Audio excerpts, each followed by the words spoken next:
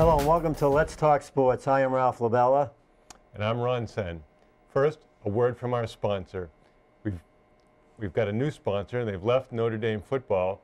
Welcome to imaginaryfriend.com, the sponsor who will always be there for you whenever you need them or not.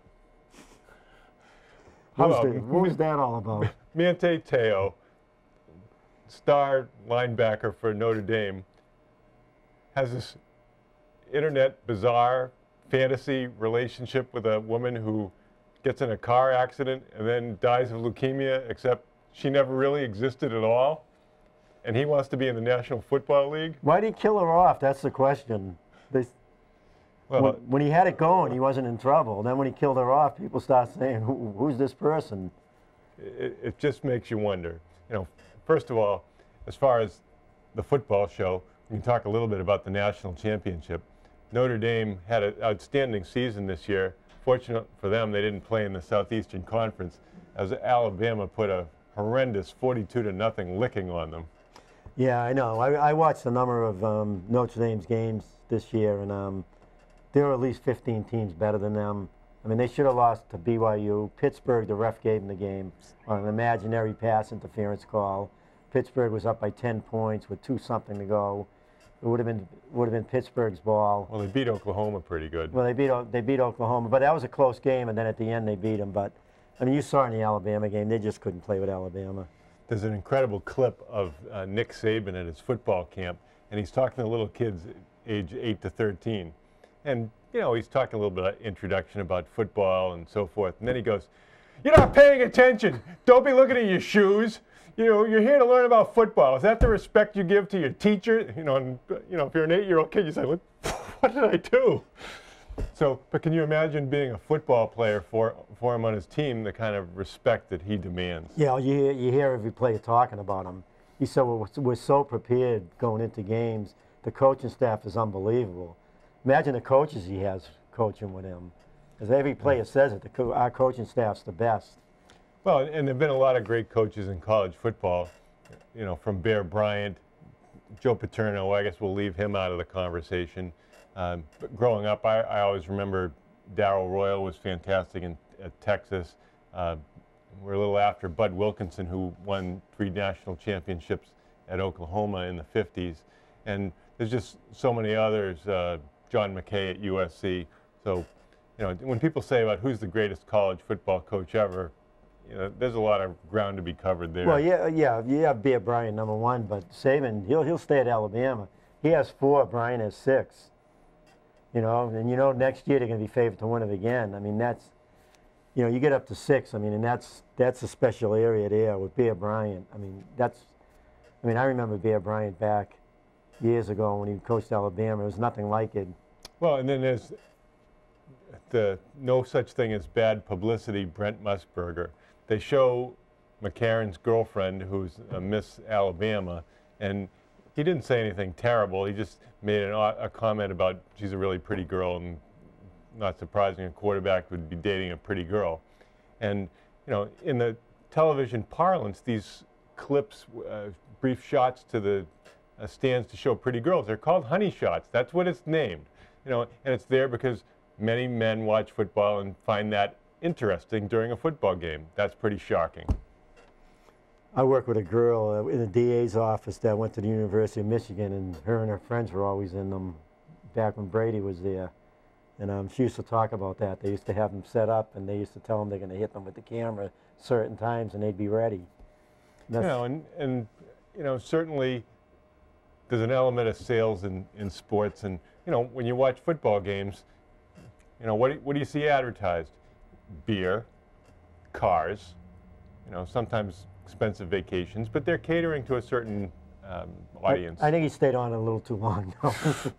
Well, apparently he's had a history of that in the past. But in any event, you know, another great win for an SEC school. I think what did they say? They've won 9 of the last 10 or something like that? I think 7 in a row and 9 out of the last 10. You know, so, I mean, you have... and next year, Georgia's going to be a power with them. Right. You have super talented schools, Georgia, Florida, LSU, along with Alabama. So the SEC is not going Auburn, away. they won it one year. Right, and the big difference is the extreme speed that they have at these teams. I don't know how they get so many players, and even the players who are the backup players are terrific. But even the linemen are just so big too. Well, they're big and quick. Well, I thought one interesting sidelight was when there was a little shoving match between McCarron and the center, Barrett Jones. I don't know what the conversation was about. Well, you know what it is? Jones calls the plays. Blocking assignments. The assignments. And McCarron calls them. He was doing an audible, and Jones overruled him, and McCarron starts jumping up and down. So, Jones finally pushes him because he said, "Get out of my face." They're best friends, They're roommates. Okay.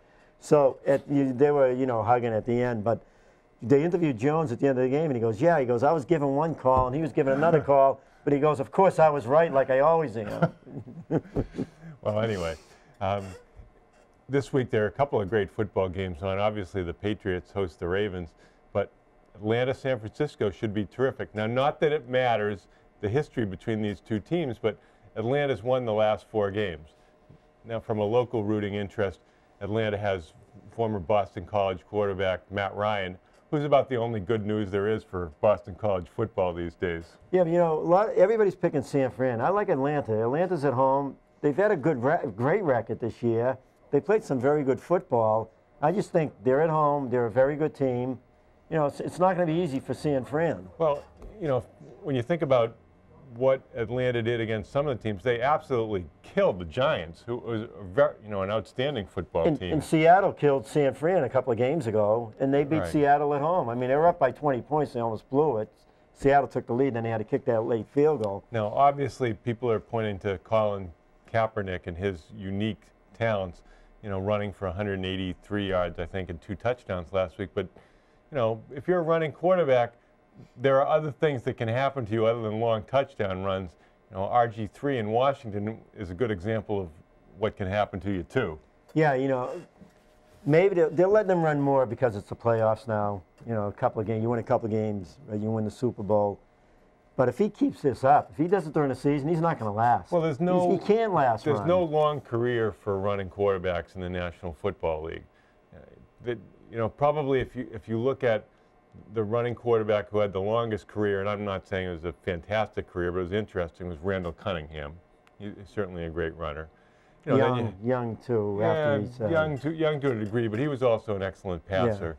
Yeah. And Kaepernick's a talented guy. He's got a monster arm. He was a baseball pitcher, and San Francisco's got an excellent defense too. So we recognize how good they are, but I agree. Atlanta didn't get there by accident this season, and I think that should be a terrific game. Yeah, everybody's forgetting about them. They're all giving it to San Fran. I think it's going to be Atlanta and the Pats. Well, they have a couple of terrific receivers in Julio Jones and what's the other guy's name? Roddy. Yeah. So, and they've got a solid ground game. They've got well-balanced defense. The coaching, very good ground game. And now they did just squeak by Seattle, but Seattle's a really good team. Seattle's been playing real good football. And then that's going to be a great game. And the Pats game, you know how I like the Pats to win. Yeah, I think convincingly.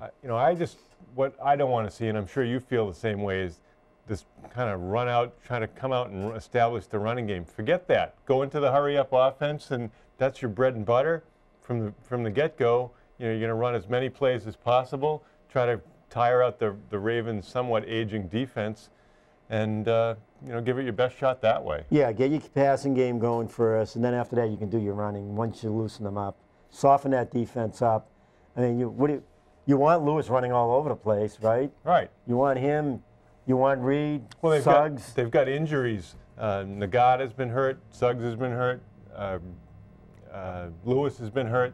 So why not try to wear him down? I think if things go right for the Pats, if they don't make mistakes, I think they're going to really put too much pressure on Baltimore. Well, there's an outstanding article this week in Grantland on the internet looking at passing offenses in the NFL, the evolution. And they said that there have historically been about 3 types. First was the Coryell type downfield passing game where routes were labeled in, out, fly, etc. And then there's the West Coast offense that Bill Walsh and the 49ers perfected. And then the latest evolution has been the Erhardt-Perkins offense, which the Patriots run. And the Patriots get away from conventional terminology and then use pictures to try to describe the routes to the players. And they say the players are much more familiar with the routes described in pictures. You can't call a play X5, Y8, Z9 when you have 5 receivers out, because there's just too much information that has to be transmitted in a short time. So the Patriots, when you hear Brady yell out Alabama, that describes a formation, blocking assignments, snap count, and all the routes that are possible from that. And a lot of their routes are option routes, so it's up for the receiver to decide where it's going to be open, and then they know that Brady will also make that decision real time. So that makes it really tough defensively to plan for, because you don't really know where the play is being run before the snap. Well, that's what they were talking about last game about their packages. You know, their packages consisted of Gronkowski in there a lot with Woodhead. And when they both went down in the first set, the first time they had the ball, they had to change up their packages, but they adjusted quickly after that next possession. Right. One of their prime philosophies to the backup players is the concept of next man up. So if somebody gets hurt, you're expected to step in seamlessly and fill what your lead role player was. So for example, when Woodhead went down, Vereen came in and was fantastic. Now that's the thing. You know, Baltimore's going to have to work on stopping him, especially when they spread him out wide. Are they going to put a linebacker on him like Baltimore did, like Houston did? Yeah, I don't think you can't. Right. There's no. I mean, Vereen is a guy who I think he's about a 4'4" guy out there, and I mean he's like a receiver. Right. He is, and he was always known as an excellent pass receiver. So he was more Kevin Falk than Kevin Falk last week. But you know what I noticed in that game last week, Ron? Branch, when he was out there, he was open a lot, and Brady didn't even look at him. I mean, when they look at these packages, Brady's thinking one thing, but he's had receivers, and even Lloyd a number of times. You could see him when they're showing the replay. Wow, Lloyd went down about 10 yards, broke out, he was wide open. Brady didn't even look at him, he's looking at someone else. So what I think against Baltimore, what Baltimore has to watch out for, players like Lloyd, Vereen, although they'll be keen on Vereen, but these Branch, I mean, they're coming open because these other teams are concentrating so much on Hernandez and... Right, you haven't mentioned Hernandez and Welker. So, you know, it'll be, in a way, a change in the game plan for the Ravens, because before they'd had Reed heavily leaning to wherever Gronkowski was going to go and trying to double him, especially in the middle of the field. Now they'll have to, you know, it may be easier to throw to the middle of the field because Reed may be looking outside, especially if they get Vereen outside. And now, when other teams have tried to go to lighter defenses out there, then the Patriots have been able to run with Ridley. So, the one thing I'm worried about, like in the San Fran game, they did everything wrong, the Pats, in the first half. They were turning the ball over, penalties. I mean, if that happens, they're going to struggle. But if they can play the way they played against Houston, with the special teams playing better, I mean, Baltimore cannot defend that. I don't care. I mean, they're not quick enough anymore, these players. The Patriots are going to, just imagine the Patriots with the ball constantly and they get in a rhythm in Baltimore. I mean, they're going to, what's Lewis going to do after the first period and a half? He's going to be dead out there trying to stay with those guys. Well, it'll be interesting to see how the Patriots approach it. Now, defensively, they've been a different team since Talib arrived. They've only given up the second fewest plays over 30 yards since he's arrived. And, you know, obviously they want to make Flacco drive the team down the field with a lot of passes, not just a couple. I don't happen to think, I mean, you hear commentators like Michael Felger all week saying that Flacco's mediocre at best. I think he's pretty good. He's won a playoff game each of his first 5 seasons. You know, he made a terrific throw late in the game to send the Denver game into overtime, which obviously was the worst coverage in the history of football. You know, I don't know what Denver was thinking about. And then Peyton Manning ultimately takes the blame for throwing a terrible interception, but his defense put him in a bad spot. Yeah, the thing with Flacco, though, is you got that great offensive line in front of him, protecting him. You know, and there's not, and again, the last few times the Pats have played against him, they haven't got much pressure on him. hopefully they can put something together. I mean, that's what I'm going to be looking at Sunday. Well, we'll be right back for our next segment. Hey, this is Paul Rabel from the Boston Cannons, and you're watching Let's Talk Sports. Remember Rosie Ruiz? She led the Boston Marathon for 1 mile, and she took the train for the other 25.2 or so. Well, she won that race, didn't she, before she was stripped? Sound kind of familiar? Rosie, you no longer are the benchmark, so move over. Lance Armstrong, the face of cycling, is now the biggest fraud in sports history. Yes, Lance, you doped. Yes, you bullied your teammates into doping. Yes, you forced those who wouldn't dope to quit the team. You railroaded them right off, didn't you? What are you going to do? You ruined their reps in the aftermath if they dared to question you. You even put forth a lawsuit against somebody that posed the question that maybe you doped. Yes, you beat cancer. Congratulations. Good for you. That is really good. And yes, you tested positive for banned substances, putting you into the category of some of those other people in the past. But you were stripped of your 7 Tour de France victories, as well as some other victories. Pretty appalling. You know what?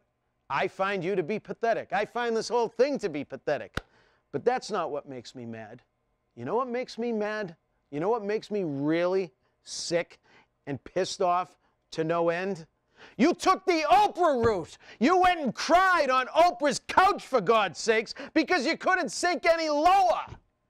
God almighty, that is pathetic. You are a fake, and now you're looking for sympathy. You are lower than the Titanic remains now. You are lower than whale crap. God, even Barry Bonds didn't go and try and do that. What are you trying to do now? Do you want to get letters from the type of woman that mail to prisoners on death row because they're cute? Is that what you're looking for? Live strong, huh? Yeah, live strong. How about lie strong? Think about those people that you ruined, your teammates, railroaded. You think Oprah's couch is going to help you out? I have more respect for Sammy Sosa, who tried to say he couldn't speak English and didn't understand the questions when they had him against the wall. Good Lord, Pete Rose stooped pretty low, but even he didn't go on Oprah. See this? That's what I think of you. Live strong, lie strong. Live strong, my ass. But enough about that. What do you guys think? Well, we can talk about football because football is a pure as the driven snow sport.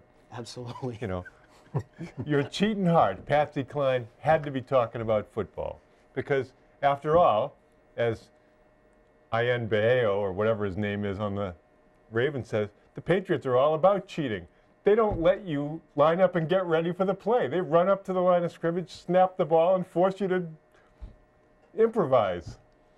Well, the hurry-up offense has been around for a while. I mean, I don't know, just because, what is it? Because the Patriots decided to run a faster version of the hurry-up? I mean, they refined the hurry-up, and suddenly they're bad guys for that, you know? I mean, come on. I don't get that. You know, call the ambulance. You know, getting back to Lance Armstrong, I don't think I've spent 5 seconds thinking about Lance Armstrong in the last 10 years. Well, I basically don't care about what he does, care about the sport. They're all doing it over there, so, you know, who knows what's going on. I heard just about everybody's doing it. There's a million ways to cheat to try to improve athletic performance. There's blood doping, where you increase your blood volume with blood transfusion. There's erythropoietin injections. There's anabolic steroids. There's taking beta blockers, kind of heart medicine, and withdrawing from them. And apparently in cycling, cheating was just the norm. So when cheating is the norm, I don't know if it's cheating anymore or if it's just the norm. And whoever the 2nd, 4th, 9th, and 12th guys, likewise, were certainly cheating too. Why do we love high school sports and youth sports? Why do we love it? And, you know, we love the Patriots and all that and everything that goes along with it, but there's a reason.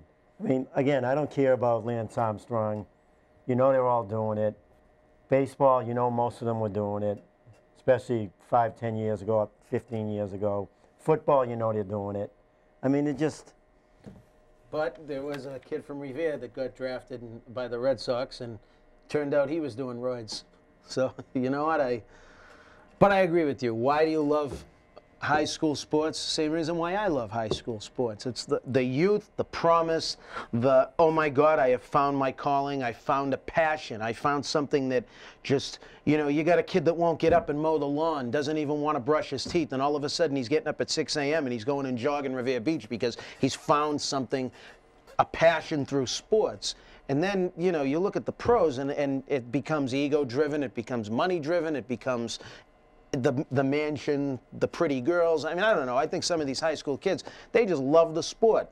Well, the other thing is that there's less predictability in high school sports. Even though you have some terrific players, everybody's not a professional.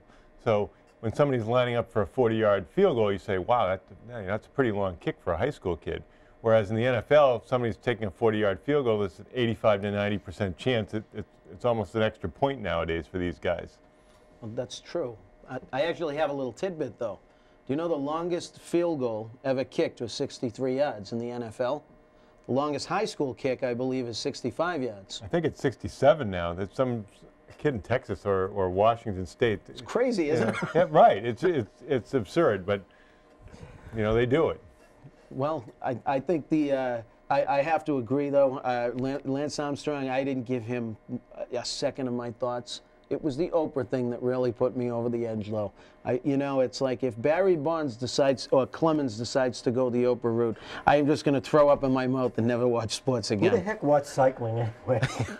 Where are we going to see it? See someone with a yellow shirt on, and you know, the leader, and they say he led going into this particular race, so he wears a yellow shirt. I mean, that's all and then they show him for 2 minutes. And so once in a while they show a crash. I saw him on commercials. That's the only place I saw Lance Armstrong. Well, that's because most Americans would be lucky if we had a map to find the Pyrenees. Never mind, don't want to go over and watch somebody pedal a bicycle. You're right about that. You know, but obviously, to me, the big story for Armstrong was to be able to come back from a once universally fatal cancer with the chemotherapy, and just to be able to compete again in sports was amazing. And for him to be able to win, there was a certain amount of fishiness that had to go along with that. Yeah, well, I fully expect some sarcastic sportscaster to come out and say he probably never had cancer either. You know how we are a cynical society. What about this Sunday? Who do you like? Well, I love the Patriots, but I got to tell you, you know, you look at last year, they should have lost that game. Now, I know the diehard Patriot fans are going to say, no, they shouldn't have because he made a great play in the end zone. I mean, that was a miraculous play Sterling Moore made to get his hand in and get that ball out of there. And then he missed an extra point for a field goal that would have tied the game and sent it in overtime. And Brady just doesn't play well. Brady threw 2 interceptions, one of which was to Slater. There shouldn't even be a place for Slater going out for passes on this team. And Gronkowski was wide open in the first half, and he missed him on one of those seam routes that he runs. You know, he just didn't play well. He didn't have a good game. You look at that game, even though Brady didn't have a good game, the Patriots were in control of that game most of the game. And again, you saw Baltimore drive at the end.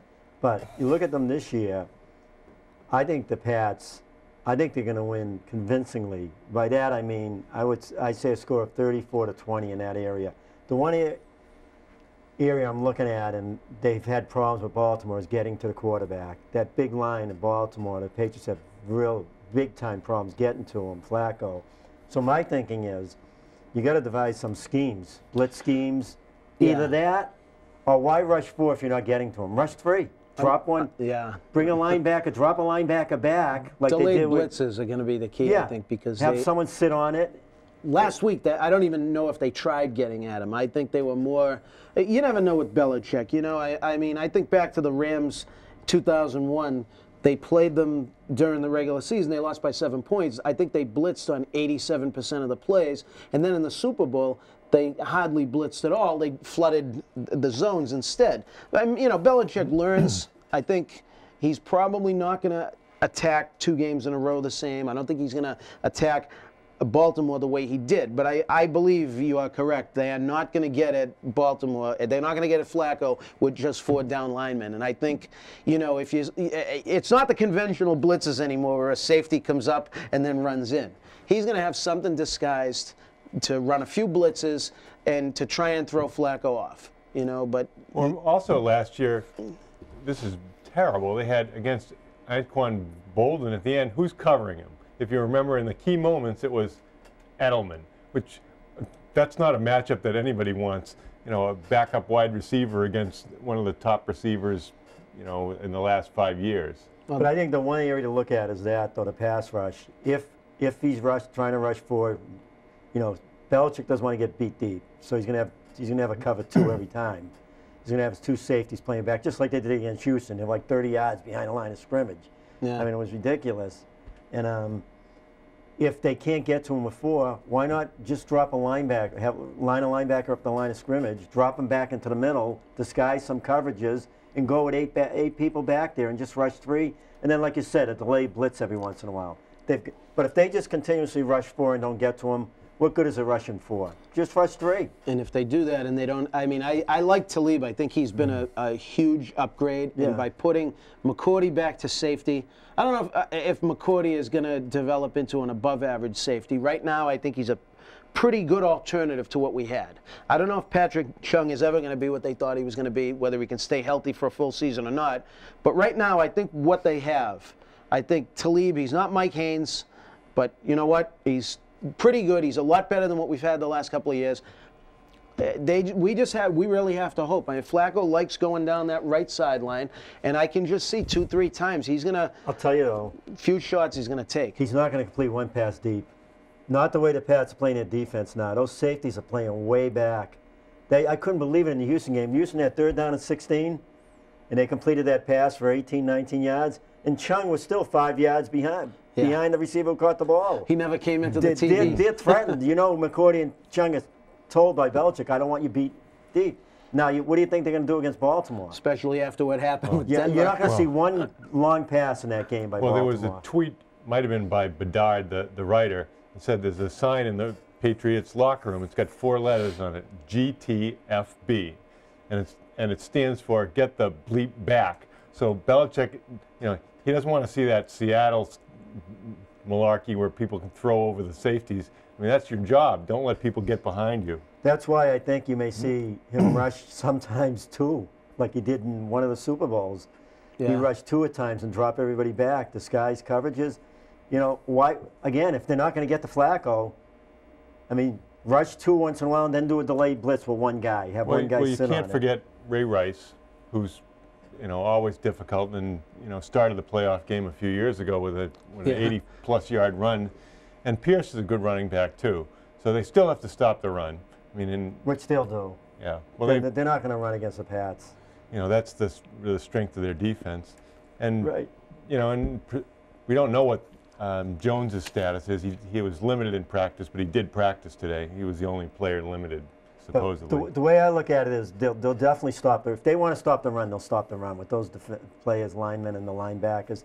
They'll stop the run, and they'll deny the long pass. Those are going to be the 2 keys in the game. The other big concern, of course, was kickoff coverage, and so they gave up that drove me crazy. Over 50 yards a return last week, and Jacoby Jones led the NFL with over 30 yards a return on kickoffs this season. So they really have to make a big change there. It's one of the good things about a Bill Belichick coach team, though, that when you see a sorry performance on special teams like last week, I have to believe we are not going to see a replay of that. Yeah, but what happened to the San Fran game, though, at the end? It's been somewhat of a sore spot all year. When you think about it, it's been plugging leaks, but now it's do or die time. I mean, you know what gets me in the Houston game? They're playing great. The defense is playing great. The offense is getting going. And the special teams, 3 times in a row, right after the pitch, well, on the kickoff one, the first kickoff, and then after they score twice, they return it down to the 30-yard line. And the defense, you knew the defense, the way the defense was playing, you're not going to drive long, you know, have a long drive against them. Yeah. And and they killed him. They killed him 3 times. Well, we'll be right back with our next segment.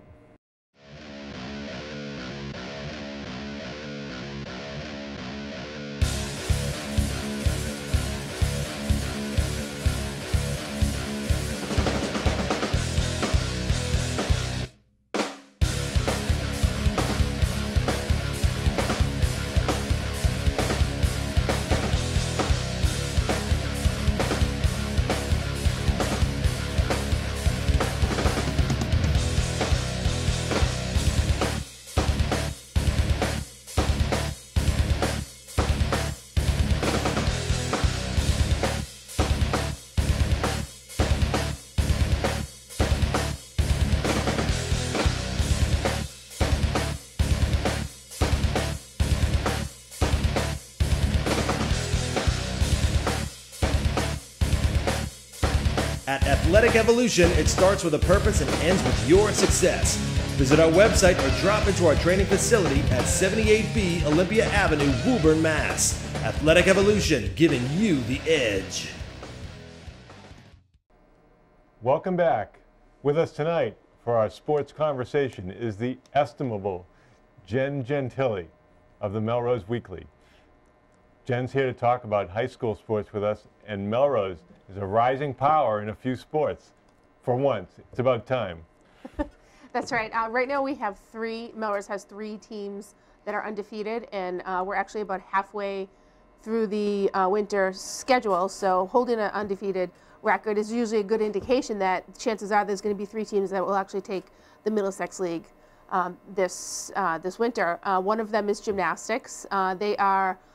This isn't really a surprise. They've been a dynasty in the Middlesex League for many years. They just completed their 5th win against Arlington. They will, in February, they'll have the Middlesex League all-around competition, and it's expected that they will win it. They won it last year with a slew of injured gymnasts on crutches, so they used a lot of their reserves and still won. And this year they have a full body of rosters doing very well.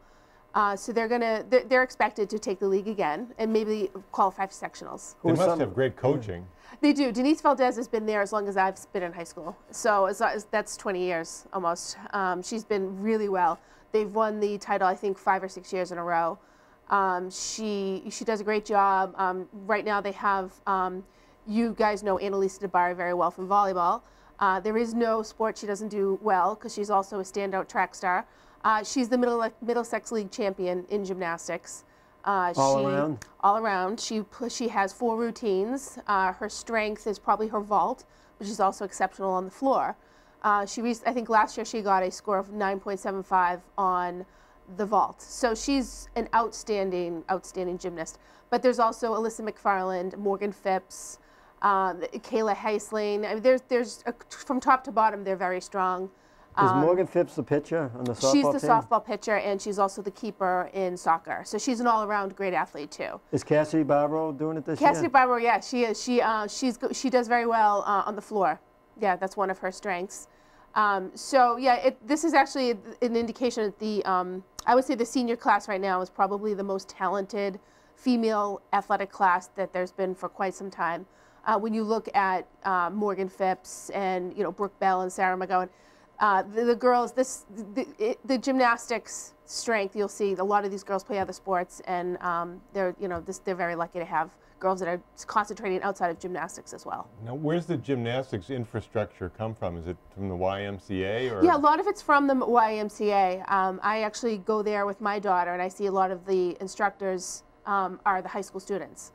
They're 2 completely separate entities. They share space for practice. Some of them compete on the YMCA, and some of them don't. But it's very common to see them start very young at YMCA and then move on to high school and actually compete at the same time because they have 2 different schedules.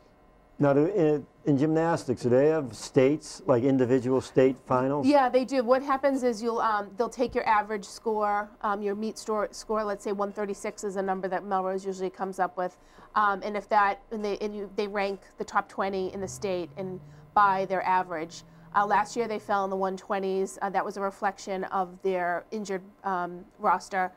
This year they'll probably qualify because their point total is higher, and they'll compete with the Danvers, who are very good. North Andover is very good.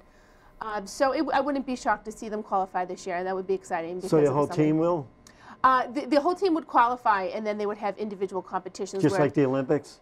Right, and just like Annalisa Dabari is a shoe-in. Morgan Phipps, I believe, qualified last year.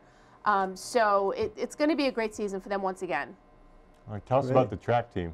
The track team, last year, they were also the Middlesex League champions, and they are on the process of clinching it next week if they beat Watertown. The girls? The girls, which, knock on wood, I think they will. That would complete their undefeated season, 6-0. They are led, they're really strong top to bottom. They have great field event people. They have outstanding sprinters. Olivia Downey, who is the Division III state champion in the 600 last year, is continuing very strong this year. She's going to do well once the state relays begin and some of the invitationals. I wouldn't be shocked to see her up in the top 5, if not the top 3 in the Division III. The chances of her actually being the state champion in that event is very likely, so she'll do well. And Bianca St. Fleur, I'm sure you remember the name. She also she went to All New England last year in the 300. She's young, right? She is. I think she's a senior now. She's a senior? Yeah, she's been doing this for so long. She's really an outstanding long jump performer, but she's focusing more on her sprinting event this season. Now, she was injured last year. She was injured, and I'm wondering if some of that had to do why she's limiting her her performance in the jump. Although she's actually been slightly overshadowed by Carla Forbes from Newton North, who is probably one of the best talents in the nation in the long jump. So it's probably well worth her time to really focus on the sprinting, where she could possibly take a state title. So are some of these girls looking for college track careers? I would say that there's no reason to suspect where someone like Olivia Downey or Bianca St. Fleur would not, especially Bianca. I mean, she has a long legacy of, winning big races and, doing well across the board, advancing to All New Englands. So another performer this season has been Ashley King, who I didn't know much about going into this season. And then I spoke to the coach and he reminded me that she won a state title in the spring team. Oh no, she won the Middlesex, she won the Middlesex League title in the 55 dash. She's a very strong athlete. She's expected to do very well in the postseason as well. Is she a senior also? She's not. I want to say she's a sophomore or a junior. Junior, actually, yeah. So that's exciting. So that's another, and I think all these athletes, most of them do spring track, and they'll be looking forward to going up to Pine Banks, which is now completed. It's already being used. If you drive by, you'll see people, running on the track. So they'll actually have a home finally. It's been a long time. So right now they're doing winter track? Yeah, most of these athletes do winter and spring. Now, what's the difference? Now, winter, Olivia Downey's doing the 600 in winter too? I'm not sure. I think she was #1 in Division II last year. Division III, yeah. It was a 300 or 600. In the 600. Yeah. But that was a spring, It might right? be transferring to 3. Maybe she's performing at 300 right now. But most of them do both, and especially in the field, her shot put, long jump, or the high jump. A lot of that can be at least practice now. Right now they have absolutely no practice space. So the fact that they've been able to win, a league title, and this will be probably the first track team that's ever won a back-to-back league title, girls team. And the fact that they can do that without any practice space is always a real testament to the coaching. They have a new coach this year, Trevor Rudolph, who's taken over for Gene Meadow, and the athletes themselves. Like I said, the girls and the upper level, the seniors, the low, are very strong athletes. And I think the school will miss their presence when a lot of these senior girls go. Tell us about boys basketball. Boys basketball has been really exciting. They're 9-0. They almost feel a little unstoppable. They're beating their opponents by about 20 points, which is sort of interesting. That there are no buzzer beater wins here. They've faced every league opponent with the exception of Watertown, who they play on Friday. Probably the most exciting game this season was their matchup against Wakefield on the road, where they beat them by 20 points. And that was a game where Wakefield was down Bruce Brown, who is really a fantastic find. He'll probably get plucked by a private school. He's a sophomore, He will play right? college ball. he's terrific, but he was out with an ankle injury. But I still feel that, having seen the team, that I don't think that one player would have made a difference in a 20-point game. Melrose is equipped with a lot of, they have their 3 starting captains coming back, Franzi, Pyro, Sam Jean Gills, and Matt Sherlock.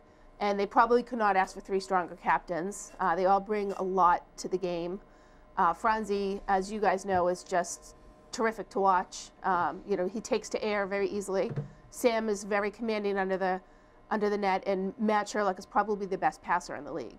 So they're doing pretty much everything right now. They had a little bit of a step back against Stoneham on Tuesday. They won the game, but they allowed 20 points in the 4th quarter. It was a real 30-point game, and Stoneham tightened it up, and it was a momentum shift perhaps, and I think even the best teams can do that. But they're I think in many ways they might be a little bit better than last year's team. Well, sometimes it's valuable to have some close games and adversity so that you're accustomed to performing under those circumstances. Learn how to win the close games, because teams that, as we've seen in the past with the Melrose girls, when they were very strong, sometimes they really didn't get enough of those competitive games.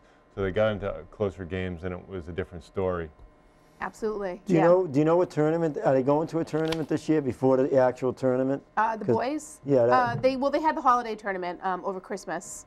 Oh, they had it. Yeah, they had that. Oh, that's where they played Dorchester. And right, Whittier. Yeah, they beat them handily. So we're not going to see them at all. Well, not that we're bitter or anything, under the divisive policy of Middlesex League basketball scheduling. Right. Maybe if there's ever a reschedule or but they are something else to watch. They're always looking to improve. So if you talk to Coach Kaspazak, he's not impressed. He doesn't act impressed. He says there's things to improve. Where, they want to improve at the foul line. They did, after the first 2 games, they did 100% turnaround. They stepped back a little bit, but they really do have most of their elements down. Their defense has been very good. They have a few new players, and they had a challenge of replacing Jalen Adams, who everyone knows was fantastic, and he really did the bulk of the scoring last year.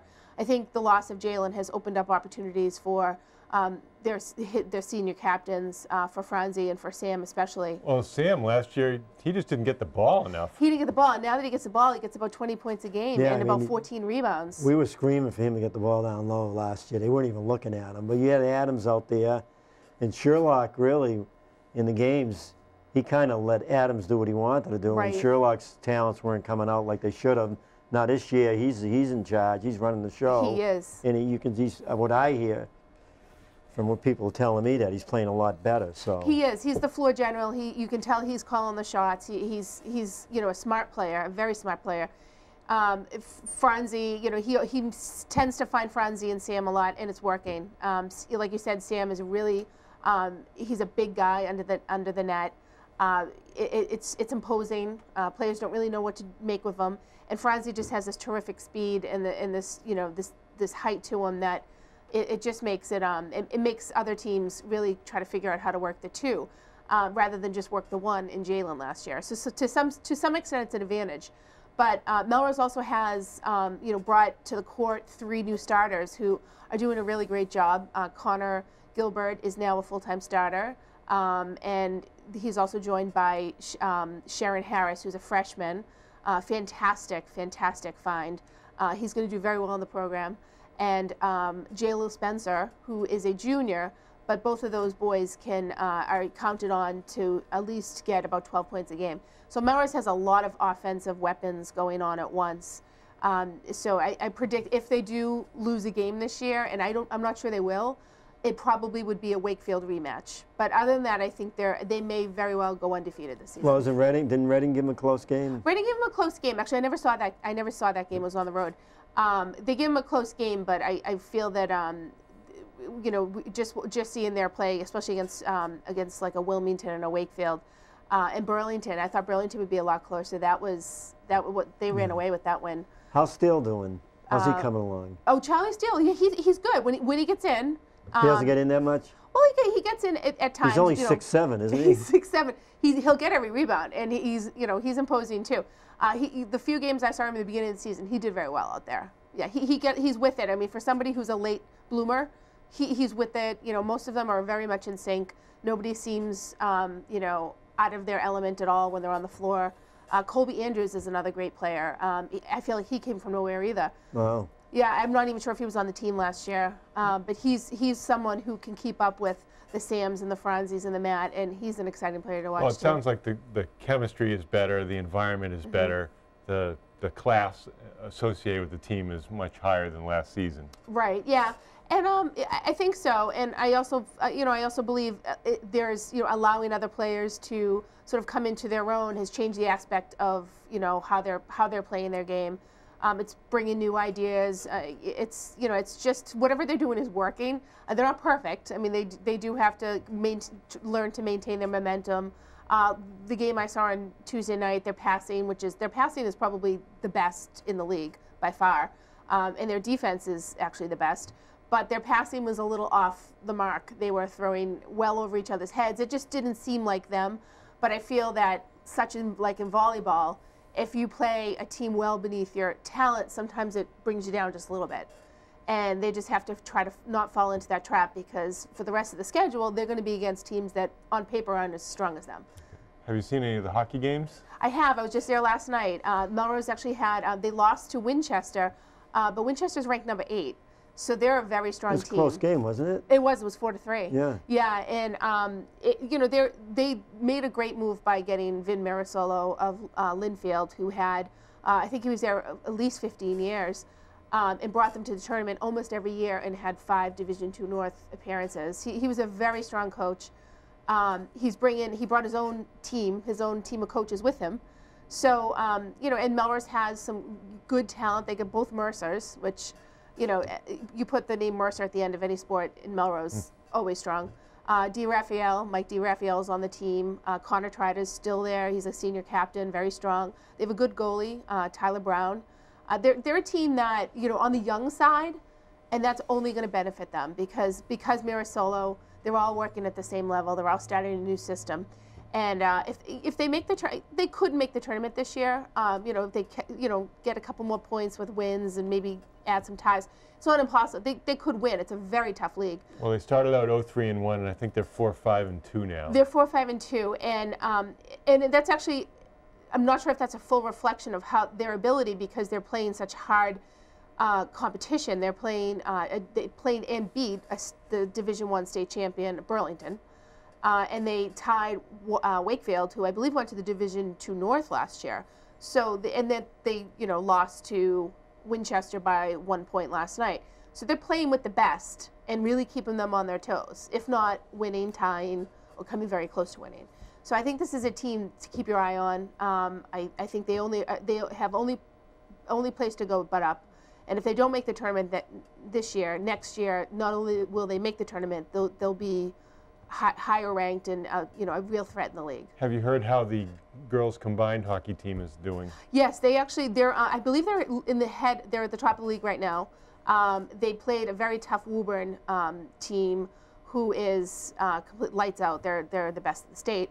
And they lost to them 4-0, but they lost some talent last year with Erica Kelly leaving and Lauren Giordano, but they have Emily LaPrette, she's a captain out of Wakefield, and a couple Melrose girls, Haley Gorman, and out of Wakefield or Watertown? Out of Watertown. And Haley Gorman and Lauren Craig of Melrose are sort of stepping in there, and they're scoring goals. They're doing well. They're still on the road. They're having a home game coming up on January 24th at the Flynn Rink for anybody who wants to see them. But they will make the tournament, and this will be their 3rd year in a row. You know, they actually have a large group of Melrose girls this time playing on the team. I want to say there's at least a dozen. So, you know, I'm not sure how much longer the co-op will exist. I haven't quite gotten to that point with the coach of asking. There was some talk that it may not be a permanent thing. But, you know, right now they're definitely competitive. They also are in a very tough league. Very tough league. Reading's very strong. You know, as I said, Woburn. So for them, this is considered another good season. What about the girls' basketball team? What have you heard about them? What have I heard? Well, I have been mostly impressed with the play of Kayla Weiland, who you know I like. She's a great athlete. Everybody likes Kayla. How do you not like Kayla? She's having a great game. She's she's getting a lot of rebounds. She's getting blocks. She's double-digit baskets most games. I think that their strengths are their senior experience. The rest is sort of we'll see. They have the element of they did a really good job. Clawing their way against Burlington, and then they followed that up with a win against Wakefield. So it was a little bit of a Wakefield and Wilmington they beat. Yeah, and then they that was lost a little that tough game against Stoneham the other night. Right, and Stoneham's a good team, right? They're pretty good. Yeah, so I mean, don't count them out. No. Definitely don't count them out. They do have experience. They were in the playoffs last year. And hopefully they can make some adjustments and come on a little stronger. And they're putting some baskets out there. I'm not even sure what the score was against Stoneham. They lost by 2, 42 to 40. 42 to 40. So that was a little low scoring. They're so reliant on the big three of Kayla Weiland, Brooke Bell, and Sydney Doherty to put up a lot of points. And if they don't get so much from the other players who are working very hard. Sure. But a little shorter on experience. Right. And if you could just remind me, with the exception of the three, who are the other starters besides them? Is it Katie Sullivan? In Leif. Right. And yeah. And I've seen, from what I've seen of Katie, she looks like she's doing well under the basket. But you're right. I mean, they're going to have to try to figure out how to stay strong from top to bottom. There's still a lot of season left. It should be interesting to see what they do with these teams the second time they play them. Well, thanks for sharing your experience and observations with us, Jen. You're very welcome. We'll be right back. The Baseball Writers Association of America, no more self-absorbed group than that, recently voted for Hall of Fame inductees for the class of 2013. Well, the class is going to be empty in the era of steroids and sports, and I think that's perfectly appropriate. Frankly, I don't think that the leading vote getter, Craig Biggio, is anywhere close. If you play 30 years and have 100 hits a year, does that make you a Hall of Fame player? I mean, Biggio's better than that, but he got 68% of the vote because nobody suspected him of cheating. I don't know. What do you need, 75%? You need 75%. And Clemens and Bonds were on it this year, right? Kurt Schilling got a higher percentage of votes than Clemens. Well, they're not going to Bonds. vote for Clemens or Bonds. I mean, both of those guys were a joke. I mean, they would have been in if they didn't go on it, but they both made over $100 million because they went on it. So I mean, I think that they'll eventually get in, but because I think that you're going to make a decision that nobody from an entire era should get in because they all cheated. Well, people laughed at Jose Canseco and said, "Oh, you're imagining things." Nobody near that many players were taking drugs or performance-enhancing substances, and I think time has proven Canseco correct that a lot of players really were, and the numbers are, bogus. What do you say? 70% of the players? Something like that. I think it's a real possibility, and the most flagrant examples. Brady Anderson. He's a guy who's a singles hitter, hits 50 home runs. But what gets me wrong? All the owners knew they were on it. Especially McGuire and Sosa back then when they were getting, people were really tuning in. I mean, they smashed the records with those two guys. And then Bonds got jealous, so he went on it. Right, and how do you decide who, I remember when Jeff Bagwell was a member of the Red Sox organization, he wasn't at Portland. It was, I think they had a team in New Jersey or in Connecticut. I can't remember the name, which team it was in the Eastern League. Bagwell had 4 home runs. It was a big ballpark, but he wasn't a prolific home run hitter. And then in the major leagues, look at his forearms. I'm sure that he worked hard to perfect his craft. I'm sure he lifted weights. I'm sure he paid the price. But the aura of suspicion is certainly going to be there forever. Yeah, and you got to look at the players coming up when they heard about this. I mean, they're going to say to themselves, "Hey, I can make millions of dollars, if I go on it." What are they going to do? They're going to say no. So you got to think mostly just about every player took it. Well, and the Baseball Players Association did everything they could to block testing for the 10 years, wasn't it? Right. And now, after nobody gets voted into the Hall of Fame, they've agreed to in-season growth hormone testing. Now, before, the claim was there wasn't any testing that was accurate.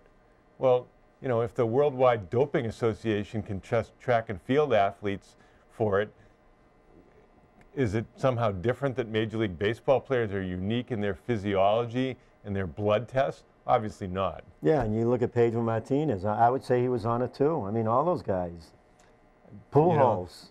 You know, Ramirez was on it, and Ortiz. Well, you see injuries that arise that you just historically didn't see in sports. You know, especially these rib muscle tears. I mean, growing up, you know, Willie Mays and Hank Aaron didn't get rib muscle pulls.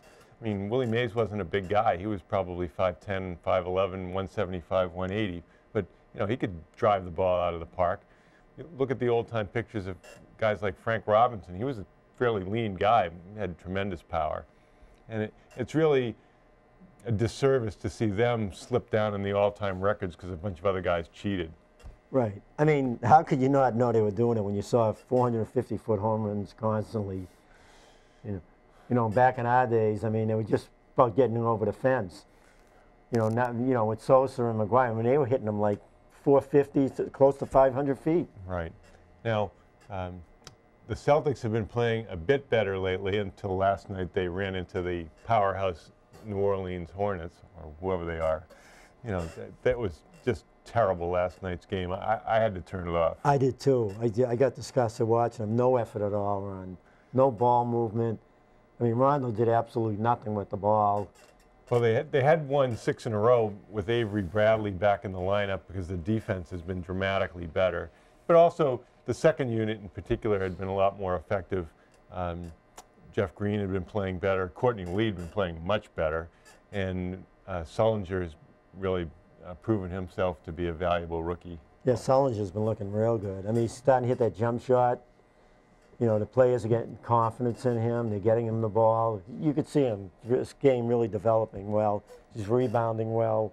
So, you know, as time goes by, he's going to get more and more comfortable, more and more confident, and the players are going to get confident in it with him.